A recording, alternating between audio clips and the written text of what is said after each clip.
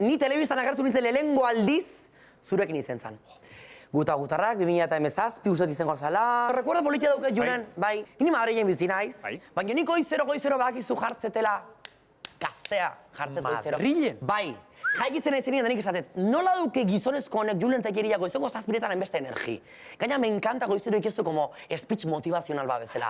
Goizeko 7 dira eta guzki printzekin batera zure gorputzak ere esan diezailegun kaixo egunari eta jar diezailegun gaurko egunari umore puntua, dida no seke. I digo, gizonezko honek... Egiten du ni baino, beto, txalo ere, oso, no, Goizien jartzeziozu umore hon bat asuntu eta nik kotxio juten nahi zirien batxe.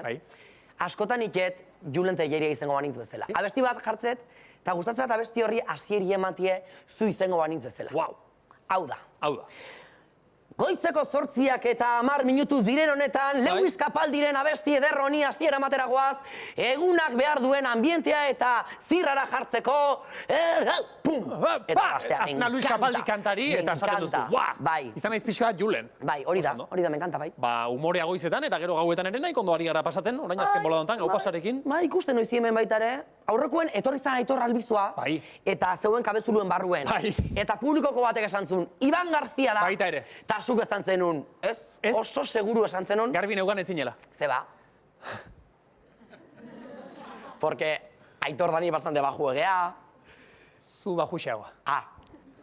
Oso ondo kalkulatuta dukat, biok sorbaldan non geratzen diren. Bai, zuk espezu asko baju berdezu. Esan nuen, buruandiaren sorbaldan nire ondoan jarri zelaik esan nuen, hau ez, Iban ez da.